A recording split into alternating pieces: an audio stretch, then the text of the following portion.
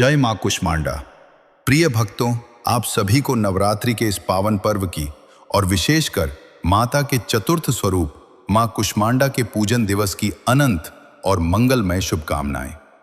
नवरात्रि का ये चौथा दिन हमारी आध्यात्मिक चेतना का वो पड़ाव है जहां हम ब्रह्मांड की आदि शक्ति के उस तेज से साक्षात्कार करते हैं जिनकी मंद मुस्कान ने इस सृष्टि के अंधकार को मिटाकर प्रकाश पुंज भर दिया था। मां कुष्मांडा, जो अपनी हल्की सी मुस्कुराहट से पूरे ब्रह्मांड को उत्पन्न करने की शक्ति रखती हैं, वे ममता, सृजन और अनंत ऊर्जा का प्रतीक हैं। आज की यह कथा केवल एक कहानी नहीं है, बल्कि उन सभी के लिए एक दिव्य संदेश है जो जीवन की आपाधापी में अपनी जरें भूल चुके हैं या जिनके जीवन में अहंकार और लोभ के घने बादल छा गए हैं। विश्वास मानिए, यदि आप इस कथा के एक एक शब्द को अपनी अंतरात्मा से सुनेंगे तो मां कुष्मांडा आपके जीवन के हर अंधकार को अपनी दिव्य मुस्कान से आलोकित कर देंगी। तो चलिए अपने मन को एकाग्र करें, अपनी समस्त चिंताओं को माता के चरणों में छोड़ दें और भक्ति के उस अलौकिक प्रवाह में डूब जाएं जहां सत्य, समर्पण और मां की करुणा का वास है। बहुत प्राचीन समय की बात है जब धरती पर साक्षात देवताओं का वास महसूस किया जाता था। उत्तर भारत के एक शांत कोने में पवित्र सरयू नदी के तट पर एक अत्यंत सुंदर और मनमोहक गांव बसा हुआ था। इस गांव की सुंदरता का वर्णन करना कठिन है। यहां की सुबह जब होती थी तो ऐसा लगता था जैसे सूर्य देव स्वयं अपनी पहली किरण से इस धरा का अभिषेक कर रहे हों। सरयू नदी का वह शीतल और निर्मल जल जो कलकल करता हुआ बहता था, उसे देखकर ऐसा आभास होता था मानो साक्षात परमेश्वर की कृपा की धारा इस गांव के आंगन से होकर गुजर रही हो। नदी के किनारे लगे घने पीपल, बरगद और आम के वृक्षों पर पक्षियों का कलरव सुबह सुबह किसी दिव्य संगीत की भांति सुनाई देता था। गांव के लोग बहुत ही सरल, निष्कपट और मिलनसार थे। वहां ऊंच नीच का कोई भेद नहीं था। हर कोई एक दूसरे के सुख दुख में कंधे से कंधा मिलाकर खड़ा रहता था।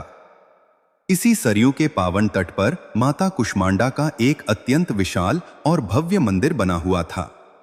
इस मंदिर की महिमा दूर दूर तक फैली थी।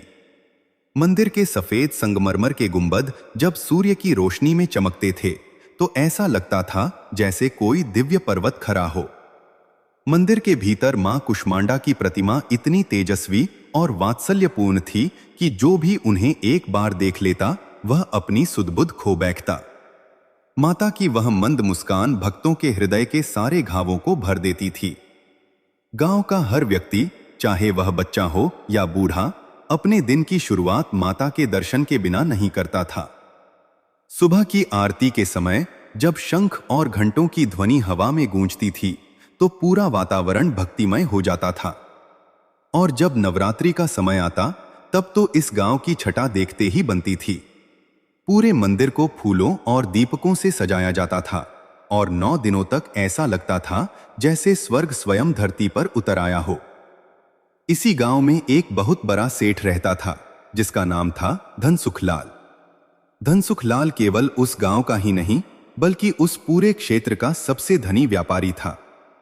उसका व्यापार 7 समंदर पार तक फैला हुआ था। उसके गोदाम अनाज से भरे रहते थे और उसकी तिजोरियां सोने चांदी के सिक्कों से लदी रहती थीं। लेकिन धनसुखलाल की सबसे बड़ी विशेषता उसका धन नहीं बल्कि उसकी उदारता थी। वह मां कुष्मांडा का अनन्य भक्त था। वह हर रोज ब्रह्म मुहूर्त में उठकर सरयू में स्नान करता और नंगे पैर माता के मंदिर जाता। वह घंटों माता की प्रतिमा के सामने बैठकर आंसू बहाता और यही कहता, हे मां, यह सब जो कुछ भी मेरे पास है वह आपका ही है। मैं तो केवल आपका एक छोटा सा सेवक हूं। धनसुखलाल के हृदय में गांव वालों के लिए अपार प्रेम था। जब भी गांव में किसी की बेटी का विवाह होता या किसी के घर में बीमारी आती या कोई किसान लगान न भर पाता तो धनसुखलाल बिना किसी संकोच के अपनी थैली खोल देता था। वह ब्याज के बारे में तो कभी सोचता भी नहीं था। लोग उसे सेठ नहीं बल्कि अपना अन्नदाता और अभिभावक मानते थे। पूरे गांव में उसे एक राजा की तरह सम्मान प्राप्त था। धनसुखलाल की पत्नी का नाम था सिनगारी। सिनगारी अपने नाम के अनुरूप ही सुंदर तो थी ही, लेकिन उसका असली सौंदर्य उसके संस्कारों और उसकी धार्मिक प्रवृत्ति में था। वह अत्यंत विनम्र और दयालु महिला थी। वह भी मां कुष्मांडा की ऐसी भक्त थी कि उसका अधिकांश समय मंदिर की साफ सफाई और माता के लिए मालाएं पिरोने में ही बीतता था। श्रृंगारी का मानना था कि घर की लक्ष्मी तभी तक टिकी रहती है जब तक घर में धर्म और सेवा का वास होता है। वो हमेशा धन सुखलाल को प्रेरित करती रहती थी कि वे और अधिक दान पुण्य करें। गांव की महिलाएं श्रृंगारी को साक्षात देवी का रूप मानती थीं। सेठ और सेठानी का जीवन खुशियों से भरा हुआ था। उनकी कीर्ति चारों दिशाओं में फैल रही थी। व्यापार दिन दूना रात चौगुना बढ़ रहा था। लेकिन कहते हैं ना कि वक्त हमेशा एक जैसा नहीं रहता। समय का चक्र जब घूमता है तो अच्छे अच्छों की मति फिर जाती है। जैसे जैसे धन सुखलाल का वैभव बढ़ता गया, वैसे वैसे उसके मन के किसी कोने में एक सूक्ष्म सा अहंकार जन्म लेने लगा। उसे लगने लगा कि व्यापार में ये जो अपार सफलता मिल रही है वो केवल उसकी बुद्धि और उसकी मेहनत का परिणाम है। धीरे धीरे धन सुखलाल के व्यवहार में बदलाव आने लगा। वो जो सेठ कभी मंदिर की सीढ़ियों पर बैठकर साधारण ग्रामीणों से बातें करता था, अब वो ऊंचे आसनों पर बैठने लगा। उसके पास अब समय की कमी होने लगी। जो हाथ पहले दान देने के लिए हमेशा खुले रहते थे, अब वे धीरे धीरे मुड़ने लगे। लोभ की एक ऐसी परत उसके हृदय पर चढ़ने लगी जिसने मां कुष्मांडा के प्रति उसकी भक्ति को भी धुंधला कर दिया। श्रृंगारी ने यह बदलाव महसूस किया। उसने देखा कि अब धन सुखलाल सुबह मंदिर जाने के बजाय अपने मुनीमों के साथ व्यापार की गणना में व्यस्त रहने लगे हैं। उनके स्वर में अब वह विनम्रता नहीं रही, बल्कि एक अधिकार और घमंड की गूंज सुनाई देने लगी है। श्रृंगारी का मन अशांत रहने लगा। उसे आभास होने लगा था कि यह आने वाले किसी बड़े तूफान की आहट है। वह रात रात भर मां कुष्मांडा के सामने दिया जलाकर प्रार्थना करती, हे मां, मेरे पति को इस माया जाल से बचा लीजिए, उनके भीतर का वह भक्त वापस ले आइए। लेकिन धन सुखलाल तो अब सत्ता और संपत्ति के नशे में चूर था। उसे क्या पता था कि जिस मां की मुस्कान ने उसे यह सब दिया है, उसी मां की एक भ्रिकुटी तन जाने से उसका यह साम्राज्य ताश के पत्तों की तरह ढह सकता है। अहंकार का बीज अब एक विशाल वृक्ष बनने लगा था, जिसकी छाया में न तो दया थी और न ही धर्म। जैसे जैसे समय बीता, धन सुखलाल के हृदय में भक्ति का दिया बुझता गया और लोभ की अग्नि भड़कने लगी। वह व्यक्ति जो कभी मां कुष्मांडा की आरती की पहली गूंज सुनकर नंगे पांव मंदिर की ओर दौड़ता था, अब उस आरती की आवाज सुनकर अपने कानों पर हाथ रख लेता या अपने मुनीमों को चिल्लाकर कहता कि खिड़कियां बंद कर दो, हिसाब में बाधा पड़ रही है। उसके जीवन का केंद्र अब मां की प्रतिमा नहीं, बल्कि उसके बही खाते बन गए थे। उसे लगने लगा था कि उसकी मेहनत और उसकी चालाकी ने ही उसे इतना बड़ा सेठ बनाया है। वो भूल गया कि मां कुष्मांडा की एक मंद मुस्कान ही इस सृष्टि का आधार है और उनकी मर्जी के बिना एक पत्ता भी नहीं हिलता। अब गांव वालों के लिए भी सेठ के द्वार पहले जैसे नहीं रहे। पहले जहां प्रेम और सत्कार मिलता था, अब वहां केवल अपमान और तिरस्कार मिलता था। धन सुखलाल ने अपना पूरा व्यापारिक ढांचा ही बदल दिया। उसने उन मासूम ग्रामीणों को ऋण देना शुरू किया जो अपनी जरूरतों के लिए उसके पास आते थे, लेकिन अब वह ऋण बिना ब्याज के नहीं था। उसने ब्याज की दरें इतनी बढ़ा दी कि एक साधारण किसान के लिए उसे चुकाना असंभव हो गया। यदि कोई गरीब किसान अपनी लाचारी बताता तो धन सुखलाल के चेहरे पर जरा सी भी शिकन नहीं आती थी। वह क्रूरता से कहता, दुनिया भावनाओं से नहीं, व्यापार से चलती है। अगर पैसा लिया है तो 10 गुना ब्याज के साथ वापस करना होगा, वरना तुम्हारी जमीन और घर मेरे नाम कर दो। सेठानी श्रृंगारी यह सब देख रही थी और उसका हृदय छलनी हुआ जा रहा था। उसे विश्वास ही नहीं हो रहा था कि यह वही धन सुखलाल है जो कभी गरीबों के आंसू देखकर खुद रो पड़ता था।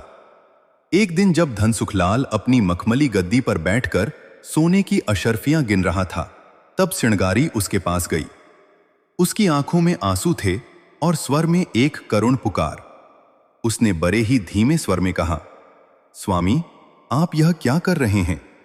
जिन लोगों ने आपको हमेशा एक राजा की तरह पूजा, आज आप उन्हीं का खून चूस रहे हैं। याद रखिए, यह धन, यह दौलत सब उस मां कुष्मांडा की देन है। अगर उन्होंने अपनी कृपा दृष्टि हटा ली तो हमारे पास मिट्टी के सिवा कुछ क्षमताएं बचेगा। कृपया उन गरीबों पर अत्याचार करना बंद कीजिए, उनका श्राप हमें ले डूबेगा। लेकिन धनसुखलाल पर जैसे किसी भूत का साया था। उसने सिणगारी की ओर उपेक्षा से देखा और अट्टहास करते हुए बोला, सिणगारी, तुम औरत हो, तुम्हें व्यापार की समझ नहीं है। यह सब मेरी बुद्धि का खेल है। मां कुष्मांडा तो केवल एक मूर्ति है, असली शक्ति तो इस सोने में है जो मेरी तिजोरी में बंद है। जो डरते हैं वे दान करते हैं और जो जीतते हैं वे धन बटोरते हैं। अब दोबारा मुझे धर्म की सीख मत देना। सिणगारी अवाक रह गई। उसे समझ आ गया कि अहंकार अपनी चरम सीमा पर पहुंच चुका है और जब अहंकार सिर चढ़कर बोलता है तो मनुष्य की मति सचमुच मारी जाती है। अभी यह सब चल ही रहा था कि अचानक प्रकृति ने अपना रुख बदल दिया। उस वर्ष गांव में वर्षा की एक बूंद भी नहीं गिरी। सरयू नदी जो कभी लबालब भरी रहती थी, धीरे धीरे सूखने लगी। हरियाली गायब होने लगी और देखते ही देखते पूरे गांव में भयंकर अकाल पड़ गया।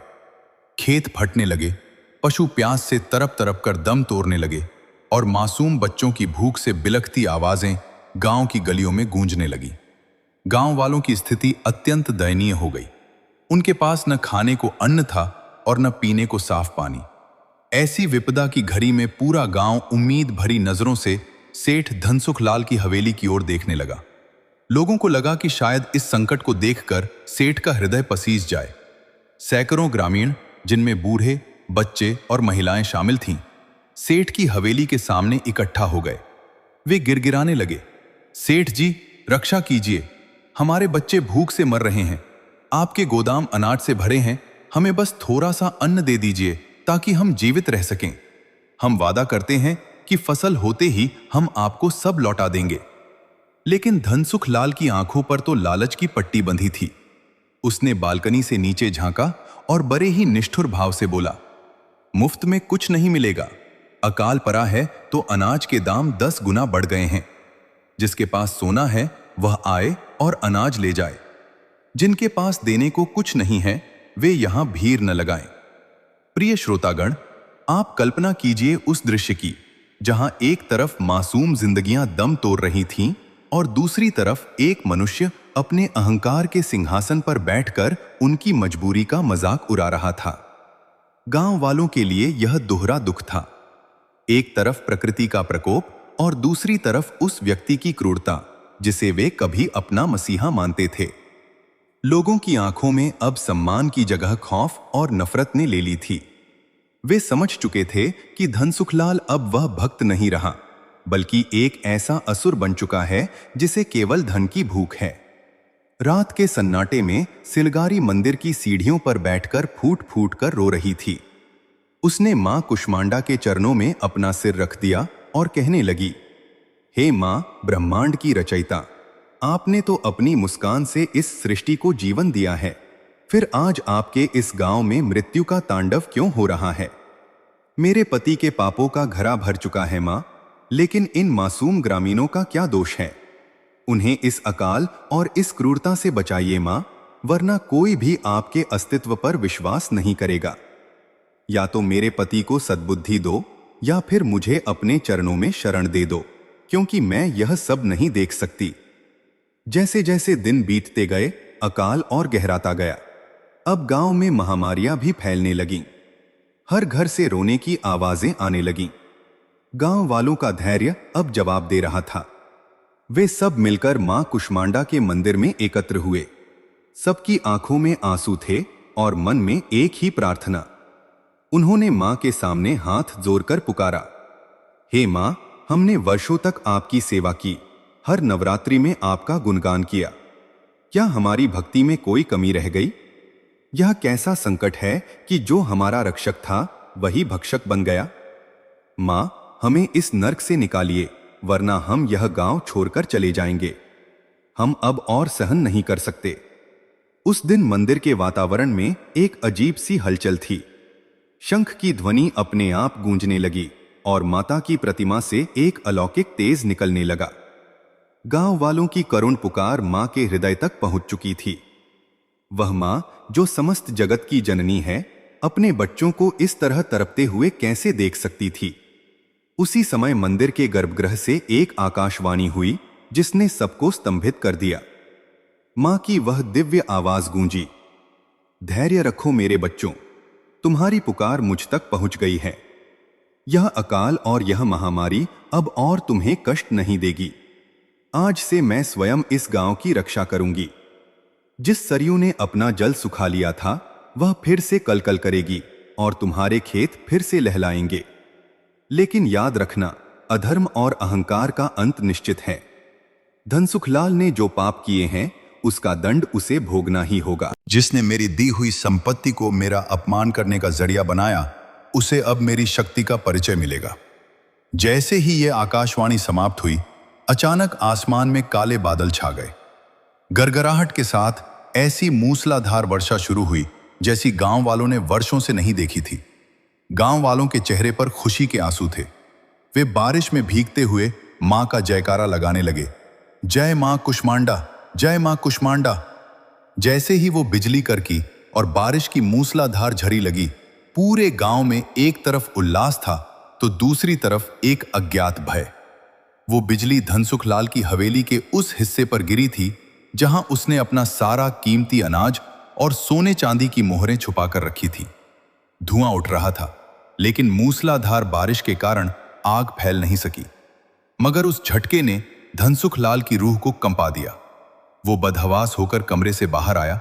उसके चेहरे पर अब वो पहले वाला आत्मविश्वास नहीं था, बल्कि एक अजीब सी घबराहट थी। उसने देखा कि खिड़की के बाहर सरयू नदी फिर से अपनी मर्यादा में लौट रही थी। सूखी धरती पानी पीकर तृप्त हो रही थी और गांव वाले भीगते हुए नाच रहे थे। लेकिन प्रिय श्रोतागण, अहंकार इतनी जल्दी हार नहीं मानता। धनसुखलाल ने खुद को संभाला और मन ही मन सोचने लगा कि यह सब तो प्रकृति का खेल है। बिजली गिरना एक संयोग है और बारिश का आना मौसम का बदलाव। उसने अपनी फटी हुई कमीज को ठीक किया और अपनी तिजोरी को सहलाने लगा। उसे लगा कि भले ही अकाल खत्म हो जाए, लेकिन जो धन उसने दूसरों की मजबूरी से बटोरा है, वो तो उसी का रहेगा।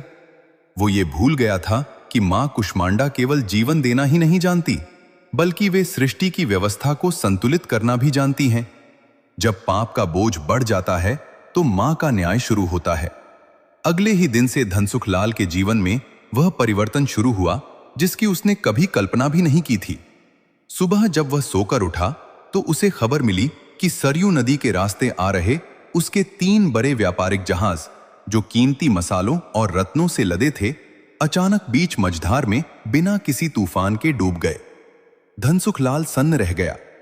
उसने अपने मुनीमों को दौड़ाया, लेकिन शाम होते होते एक और बुरी खबर आई। पड़ोसी राज्यों में स्थित उसके अनाज के गोदामों में अचानक आग लग गई और सारा अन्न राख हो गया।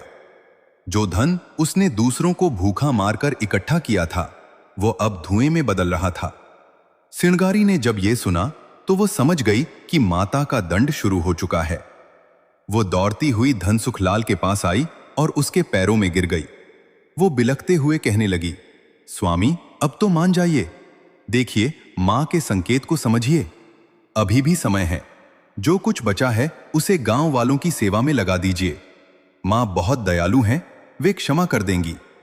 मत डूबिए इस अहंकार के सागर में, वरना हम कहीं के नहीं रहेंगे। लेकिन धनसुखलाल का विवेक तो जैसे पत्थर हो चुका था। उसने सिणगारी को झटक दिया और चिल्लाकर बोला, चुप रहो, ये सब मुनीमों की लापरवाही है। जहाज डूबे तो क्या हुआ, गोदाम जले तो क्या हुआ। मेरे पास अभी भी इतना धन है कि मैं 7 पुश्तों तक बैठकर खा सकता हूं। मैं दोबारा व्यापार खड़ा करूंगा। मुझे किसी देवी या देवता की जरूरत नहीं है। मेरी बुद्धि ही मेरा भगवान है। उसके शब्दों में जहर था और आंखों में पागलपन। उसने सिणगारी को आदेश दिया कि वह अब से महल के भीतर ही रहे और बाहर जाकर किसी से न मिले। इधर गांव की तस्वीर पूरी तरह बदल चुकी थी। मां कुष्मांडा की कृपा से खेतों में ऐसी हरियाली छाई कि देखकर आंखों को सुकून मिल जाए।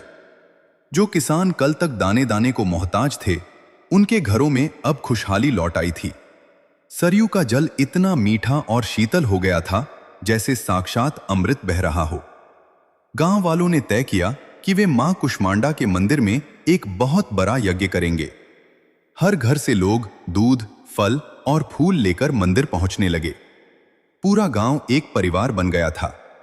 लेकिन उस उत्सव के बीच भी सबकी आंखों में एक कसक थी, अपने उस पुराने सेठ धनसुखलाल के लिए, जो कभी उनका मसीहा था और आज अपनी ही हवेली के अंधेरों में कैद होकर रह गया था।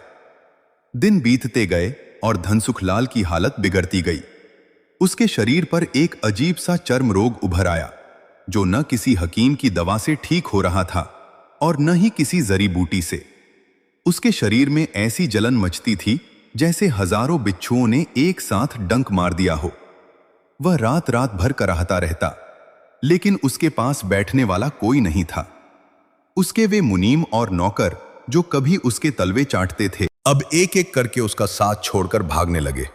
किसी ने तिजोरी से गहने चुराए तो कोई अनाज लेकर रफू चक्कर हो गया। अंत में उस विशाल हवेली में केवल धनसुखलाल, उसकी पत्नी श्रृंगारी और सन्नाटा रह गया। धनसुखलाल अब बिस्तर से लग गया था। उसकी आवाज कमजोर हो गई थी, लेकिन उसका मन अब भी धन की ही चिंता में लगा रहता था। वो श्रृंगारी से बार बार पूछता, तिजोरी की चाबी कहाँ है? क्या बाहर पहरा लगा है? श्रृंगारी की ममता अब भी उसे देख देख कर रोती थी। वो उसे मंदिर का चरणामृत पिलाने की कोशिश करती, लेकिन धनसुखलाल उसे मुंह से बाहर थूक देता। वो कहता, मुझे इस ढोंग की जरूरत नहीं है। प्रिय श्रोतागण, इस दृश्य की मार्मिकता को महसूस कीजिए। एक व्यक्ति जिसने अपनी पूरी जिंदगी धन बटोरने में लगा दी, आज वह उसी धन के ढेर पर बैठा तड़प रहा है, लेकिन उसे शांति का एक क्षण भी नसीब नहीं हो रहा। मां कुष्मांडा ने उसे वो सब दिखाया जो उसने दूसरों के साथ किया था। जब वो पानी मांगता तो उसे वह दिन याद आता जब उसने प्यासे गांव वालों को भगा दिया था।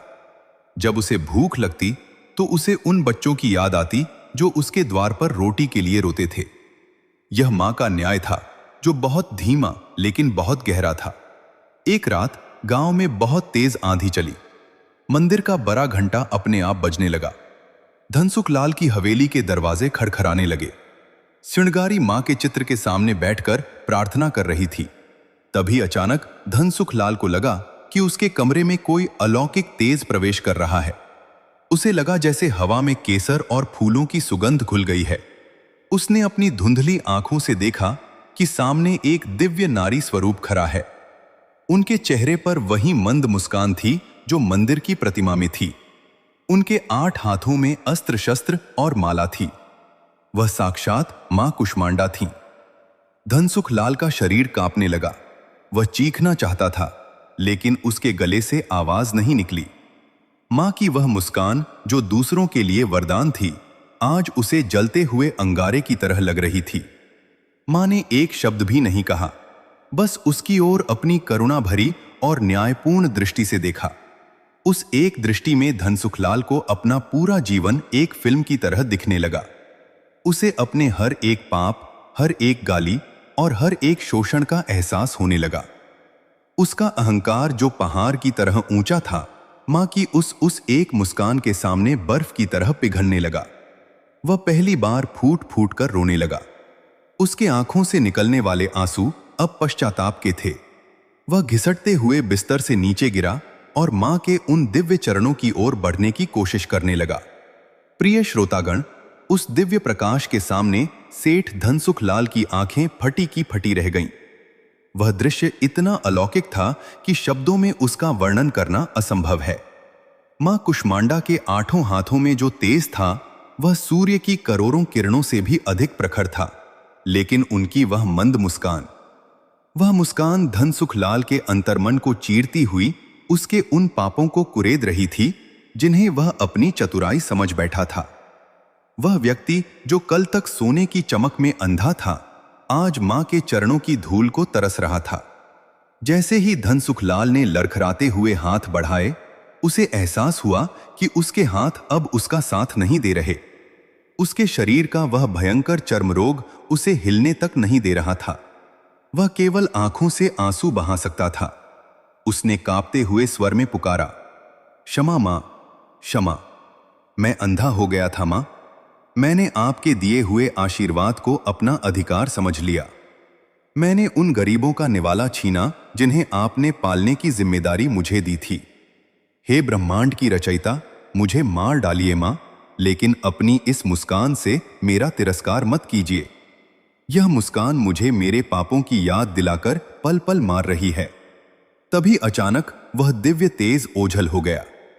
मां अंतर्ध्यान हो गईं, लेकिन कमरे में वही दिव्य सुगंध अब भी व्याप्त थी। श्रृंगारी, जो बगल के कक्ष में प्रार्थना कर रही थी, दौड़ती हुई आई। उसने देखा कि उसका पति, जो कभी किसी के आगे सिर नहीं झुकाता था, आज फर्श पर परा धूल चाट रहा था और फूट फूट कर रो रहा था। श्रृंगारी ने उसे सहारा देकर उठाने की कोशिश की तो धनसुख लाल ने उसका हाथ पकड़ लिया। उसकी आंखों में एक अजीब सी व्याकुलता थी। उसने कहा, श्रृंगारी, मुझे मंदिर ले चलो। मुझे मां के चरणों में गिरना है। मुझे इस हवेली की दीवारों से अब खून की बू आ रही है। यह सोना, यह चांदी, यह सब उन भूखे बच्चों की आहें हैं। मुझे यहां से ले चलो श्रृंगारी, वरना मेरा दम घुट जाएगा। श्रृंगारी की आंखों में भी आंसू आ गए। उसने देखा कि उसके पति के हृदय में पश्चाताप की अग्नि प्रज्वलित हो चुकी थी। वो जानती थी कि पश्चाताप ही वो गंगा है जो मनुष्य के सबसे बड़े पापों को भी धो सकती है। उस अंधेरी और तूफानी रात में श्रृंगारी ने अपने बीमार पति को सहारा दिया।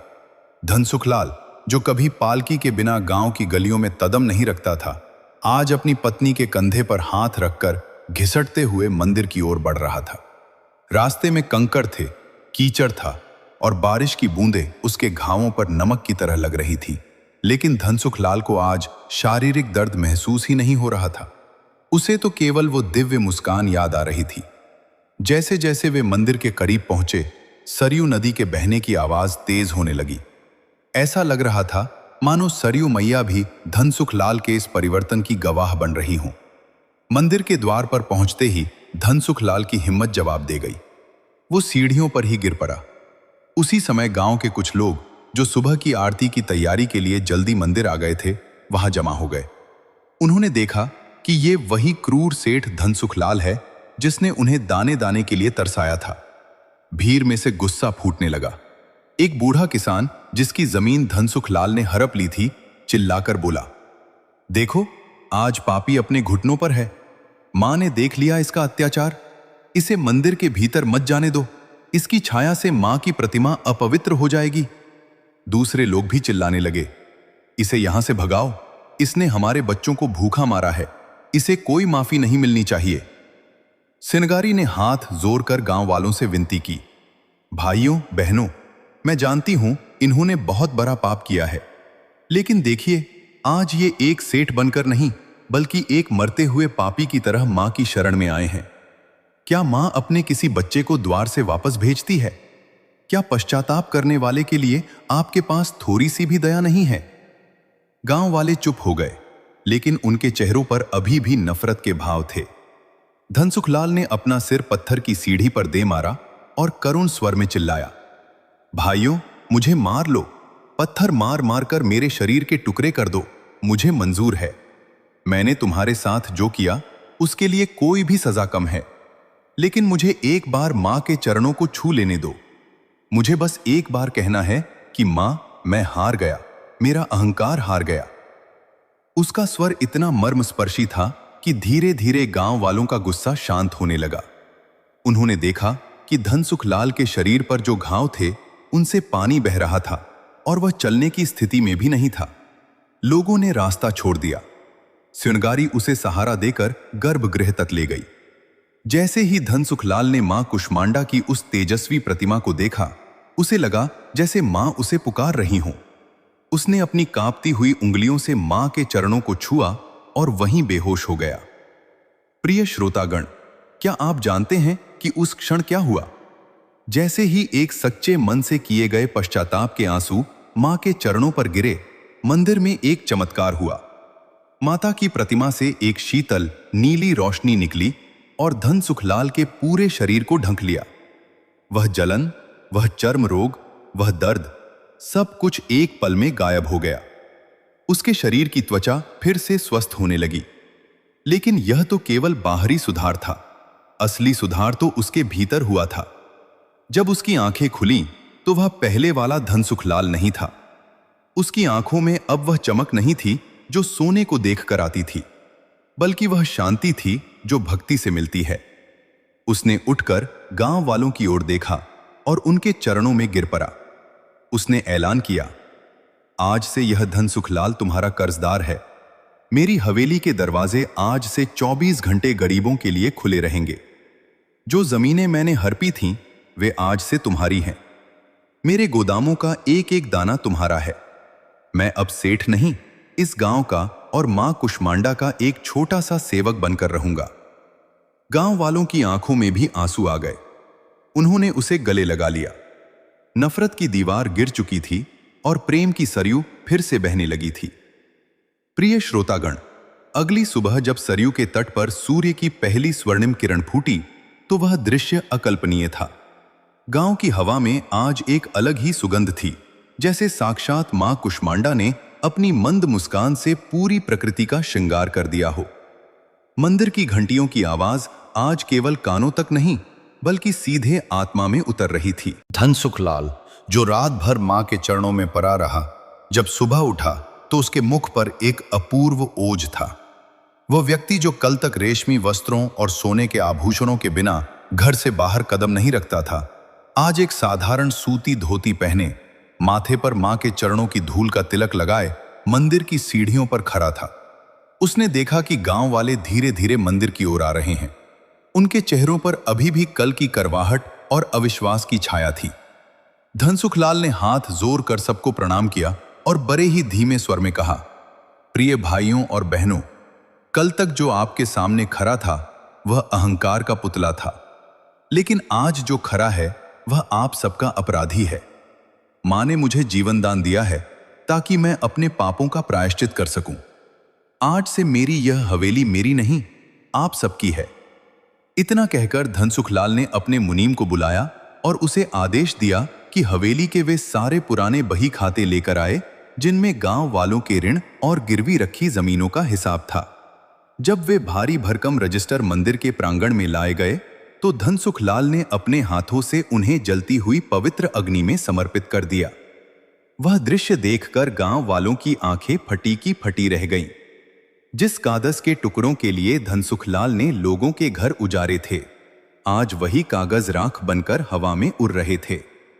धनसुखलाल ने गरजते हुए कहा, आज से आप में से कोई भी मेरा कर्जदार नहीं है। जिसकी जो जमीन थी, जिसकी जो दुकान थी, वह आज से उसकी अपनी है। और जो धन मैंने अन्याय से बटोरा है वह अब इस गांव के कल्याण में लगेगा। सिंगारी, जो पास ही खड़ी मां की आरती का थाल सजा रही थी, उसकी आंखों से खुशी के आंसू बह रहे थे। उसने देखा कि उसका पति अब केवल उसका पति नहीं, बल्कि पूरे गांव का सच्चा सेवक बन गया था। धनसुखलाल खुद हवेली गया और उसने अपने हाथों से उन अनाज के गोदामों के ताले तोड़ दिए जो अकाल के समय बंद पड़े थे।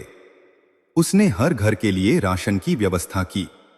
उसने घोषणा की कि गांव के किनारे एक बहुत बड़ा औषधालय और बच्चों के लिए पाठशाला बनाई जाएगी, जहां सब कुछ निःशुल्क होगा। लेकिन प्रिय श्रोतागण, सच्ची परीक्षा तो अब शुरू होने वाली थी। धनसुखलाल ने केवल अपना धन ही नहीं त्यागा, बल्कि उसने तय किया कि वह खुद मेहनत करेगा। वह जो कभी धूप में निकलना पसंद नहीं करता था, अब गांव की सूखी नहरों को खोदने में किसानों के साथ पसीना बहाने लगा। वह सरयू तट पर जाकर पत्थर उठाता, मिट्टी ढोता और ग्रामीणों के साथ जमीन पर बैठकर रूखी सूखी रोटी खाता। शुरू शुरू में गांव वालों को लगा कि यह शायद कोई नया ढोंग है, लेकिन जब उन्होंने देखा कि हफ्तों बीत गए और सेठ की श्रद्धा और सेवा में कोई कमी नहीं आई, तो उनका हृदय पिघलने लगा। वह बूढ़ा किसान, जिसकी जमीन धनसुखलाल ने वापस की थी, एक दिन उसके पास आया और उसके कंधे पर हाथ रखकर बोला, धनसुख बेटा, हमने तुम्हें बहुत बुरा भला कहा, लेकिन आज हमें तुम पर गर्व है। तुमने सचमुच मां कुष्मांडा की कृपा को पा लिया है। धनसुखलाल की आंखों में आंसू आ गए। उसने बूढ़े के पैर छुए और कहा, काका, यह सब मां की मुस्कान का चमत्कार है। उन्होंने मुझे दिखाया कि असली सुख दूसरों को रुलाकर धन बटोरने में नहीं, बल्कि दूसरों के आंसू पोंछने में है। धीरे धीरे गांव का नक्शा बदलने लगा। जहां कभी अकाल की मार थी, वहां अब खुशहाली की लहर दौड़ रही थी। धनसुखलाल ने गांव के बीचों बीच मां कुष्मांडा का एक और भव्य द्वार बनवाया, जिस पर लिखा था, सेवा ही परमो धर्म। वह और सिनगारी हर रोज शाम को मंदिर के बाहर बैठकर गरीबों को भोजन कराते। सिनगारी खुद अपने हाथों से रोटियां बनाती और धनसुखलाल उन्हें प्रेम से परोसता। अब उन्हें सेठ नहीं बल्कि धनसुख भाई कहकर बुलाया जाने लगा। लेकिन मां कुष्मांडा की महिमा निराली है। वे अपने भक्तों को निखारने के लिए कभी कभी कठिन परीक्षाओं के भंवर में भी डालती हैं। एक दिन गांव में खबर फैली कि पड़ोसी राज्य के एक क्रूर राजा ने इस खुशहाल गांव की संपत्ति पर नजर गड़ा दी है। वह राजा अत्यंत लोभी और अत्याचारी था। उसने संदेश भेजा कि यदि गांव वालों ने अपनी सारी फसल और धन राजा के खजाने में जमा नहीं किया तो वह पूरे गांव को तहस नहस कर देगा और मंदिर को भी नष्ट कर देगा। गांव में खौफ छा गया। लोग फिर से डरने लगे। उन्हें लगा कि अभी तो सुख के दिन आए थे और फिर से यह संकट। गांव के लोग पंचायत में जमा हुए। सबकी निगाहें धनसुखलाल पर थीं। धनसुखलाल खड़ा हुआ। उसका चेहरा शांत था, लेकिन आंखों में मां की भक्ति का तेज था। उसने कहा, प्रिय श्रोतागण, डरने की कोई बात नहीं है। जिसने हमें अकाल से बचाया, जिसने इस पापी को इंसान बनाया, क्या वो मां हमारी रक्षा नहीं करेगी? हम राजा को धन नहीं देंगे, बल्कि हम मां की शरण में जाएंगे। शक्ति अस्त्रों में नहीं, विश्वास में होती है। धनसुखलाल ने पूरे गांव को मंदिर में एकत्रित होने को कहा। उसने कहा कि हम लड़ेंगे नहीं, हम प्रार्थना करेंगे, लेकिन हम अन्याय के आगे झुकेंगे भी नहीं। उसने मां कुष्मांडा के उस स्वरूप का ध्यान किया जो ब्रह्मांड की रचयिता है। वो मां जिन्होंने अपनी मंद मुस्कान से अंधकार को चीरकर सृष्टि की रचना की थी। उस रात पूरा गांव मंदिर में अखंड कीर्तन करने लगा। धनसुखलाल और सिनगारी मुख्य वेदी के सामने बैठकर मां की स्तुति कर रहे थे। उधर राजा की सेना गांव की सीमाओं तक पहुंच चुकी थी। घोड़ों की टापों की आवाज और सैनिकों की तलवारों की खनक गांव की शांति को भंग करने लगी थी। प्रिय श्रोतागण, यहां इस कथा की मर्मस्पर्शी गहराई को समझिए। एक तरफ शस्त्रों से लैस विशाल सेना थी और दूसरी तरफ निहत्थे ग्रामीणों का अटूट विश्वास। धनसुखलाल जानता था कि यदि आज हार हुई तो मां के अस्तित्व पर से लोगों का भरोसा उठ जाएगा। उसने अपना सिर मां के चरणों में दे मारा और करुण पुकार की, मां, यह परीक्षा मेरी नहीं, आपकी है। इन मासूमों की रक्षा कीजिए मां। आपने ही तो सिखाया है कि अधर्म के आगे सिर नहीं झुकाना है। तभी अचानक सरयू नदी में एक भयंकर उफान आया। ऐसा उफान जैसा पहले कभी नहीं देखा गया था। नदी का जल स्तर इतनी तेजी से बढ़ा कि उसने राजा की सेना का रास्ता रोक दिया। लेकिन चमत्कार सिर्फ यही नहीं था। जैसे ही राजा के सैनिकों ने मंदिर की ओर बढ़ने की कोशिश की, अचानक पूरे आकाश में एक दिव्य गर्जना हुई। राजा के सैनिकों को लगा जैसे हजारों सूर्य एक साथ चमक उठे हों। उनकी आंखों के सामने अंधेरा छा गया और वे दिशाहीन होकर इधर उधर भागने लगे। राजा, जो अपने हाथी पर बैठकर अहंकार से भरा हुआ था, उसे अचानक ऐसा लगा जैसे कोई दिव्य शक्ति उसे हाथी से नीचे खींच रही हो। वो जमीन पर गिर पड़ा और उसे साक्षात मां कुष्मांडा का वह विराट रूप दिखाई दिया, जिनकी एक मुस्कान से ब्रह्मांड कांप उठता है। प्रिय श्रोतागण, उस समय जो दृश्य वहां उपस्थित हुआ, उसे देखकर ऐसा लगता था मानो प्रलय और सृजन एक साथ घटित हो रहे हों। राजा, जो अपने अहंकार के मद में चूर होकर इस पावन गांव को अपनी दास्ता की जंजीरों में जकड़ने आया था, आज धूल में पड़ा अपनी जान की भीख मांग रहा था। उसके सैनिक, जो कल तक तलवारों की धार पर निर्दोषों का लहू बहाने को तत्पर थे, आज अपनी आंखों की रोशनी खोने के डर से कांप रहे थे। चारों ओर केवल एक ही ध्वनि गूंज रही थी, मां कुष्मांडा की वह अलौकिक मंद मुस्कान जो ब्रह्मांड की उत्पत्ति का कारण है, आज अधर्म के विनाश का कारण बन रही थी। मंदिर के भीतर धनसुखलाल और गांव वाले अभी भी ध्यान की मुद्रा में थे। उन्हें बाहर के कोलाहल का भान तो था, पर डर बिल्कुल नहीं था। धनसुखलाल के मुख पर एक ऐसी शांति थी जो केवल पूर्ण समर्पण से ही आती है। उसने अपनी आंखें मूंद रखी थीं और उसके होठों पर निरंतर मां का नाम था। सिनगारी उसके पास बैठी हुई मां की स्तुति गा रही थी। उसका स्वर इतना सुरीला और करुण था कि मंदिर की दीवारों से भी जैसे ममता के झरने फूट रहे हों। बाहर मैदान में वह क्रूर राजा जमीन पर परा तड़प रहा था। उसे अपनी आंखों के सामने मां कुष्मांडा का वह विराट स्वरूप दिखाई दे रहा था, जिनके एक हाथ में कमंडल, दूसरे में धनुष, तीसरे में बाण, चौथे में कमल, पांचवें में अमृत कलश, छठे में चक्र, सातवें में गदा और आठवें में सभी सिद्धियों और निधियों को देने वाली जपमाला सुशोभित थी। मां का वह तेज ऐसा था कि राजा की आंखें उसे सह नहीं पा रही थीं। उसे अपनी पूरी जिंदगी के वे सारे दृश्य याद आने लगे जब उसने निर्दोषों को सताया था, जब उसने लालच में आकर पड़ोसी राज्यों को उजारा था। उसे एहसास हुआ कि जिस शक्ति के घमंड में वह चूर था, वह तो मां की एक फूंक के बराबर भी नहीं है। राजा ने लड़खड़ाते हुए हाथ जोड़े और सिसकते हुए बोला, हे आदि शक्ति, हे जगत जननी कुष्मांडा, मुझे क्षमा कर दो मां। मैं तुच्छ मानव आपकी इस अपार शक्ति को पहचान नहीं सका। मैं आपके भक्तों को कष्ट पहुंचाने आया था, पर मुझे क्या पता था कि इस गांव की रक्षा स्वयं ब्रह्मांड की रचयिता कर रही हैं। मां, मेरी आंखों की रोशनी वापस दे दो। मैं शपथ लेता हूं कि आज के बाद कभी किसी पर अत्याचार नहीं करूंगा। जैसे ही राजा के हृदय से पश्चाताप की यह पुकार निकली, अचानक वो भीषण प्रकाश एक सौम्य चांदनी में बदल गया। सरयू का उफान धीरे धीरे शांत होने लगा और नदी अपने तटों के भीतर लौट आई। राजा की आंखों के सामने छाया हुआ अंधेरा छट गया। जब उसने अपनी आंखें खोली तो उसने देखा कि मंदिर के द्वार पर धनसुख लाल खड़ा था। उसके चेहरे पर कोई क्रोध नहीं था, बल्कि एक असीम करुणा थी। राजा दौड़कर धनसुख लाल के चरणों में गिर पड़ा। एक राजा का एक साधारण भक्त के चरणों में गिरना उस समय के इतिहास की सबसे बड़ी घटना थी।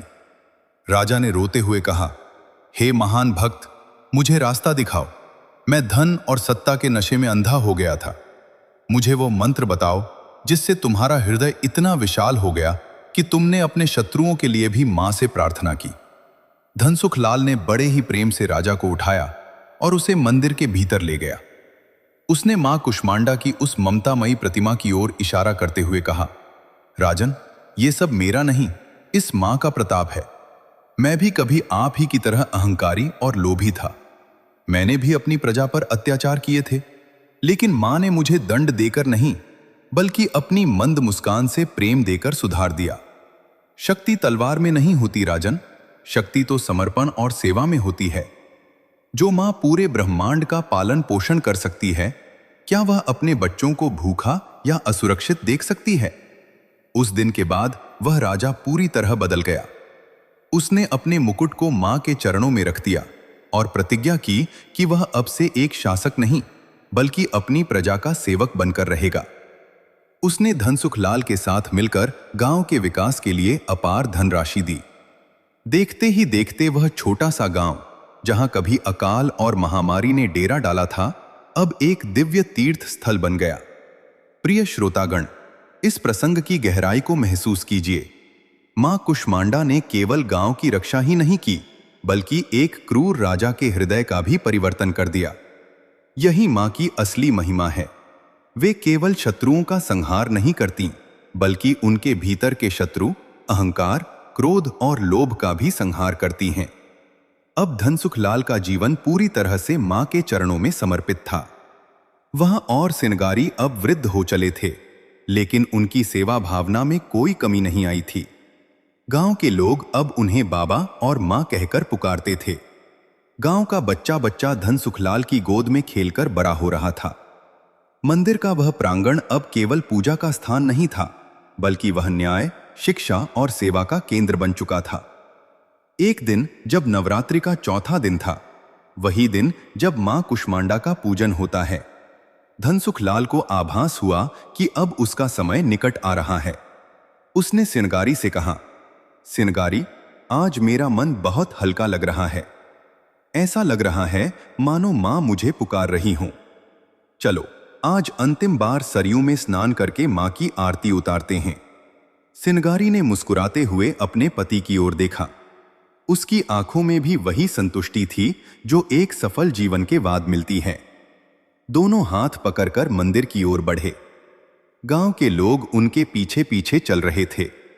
जैसे ही धनसुखलाल ने मंदिर की सीढ़ियों पर कदम रखा, अचानक पूरे गांव में फूलों की वर्षा होने लगी। आसमान से एक मधुर संगीत सुनाई देने लगा। धनसुखलाल ने गर्भगृह में प्रवेश किया और मां की प्रतिमा के सामने दंडवत प्रणाम किया। लेकिन इस बार जब वह झुका तो फिर कभी नहीं उठा। उसके प्राण मां के उन दिव्य चरणों में विलीन हो चुके थे। सिनगारी ने जब यह देखा तो उसके चेहरे पर कोई दुख नहीं था। उसने मां की ओर देखा और बड़े ही धीमे स्वर में कहा, मां, आपने अपनी शरण में ले लिया, अब मुझे भी मत छोड़िए। इतना कहते ही सिनगारी ने भी अपनी आंखें मूंद लीं और अपने पति के साथ ही मोक्ष को प्राप्त हुई।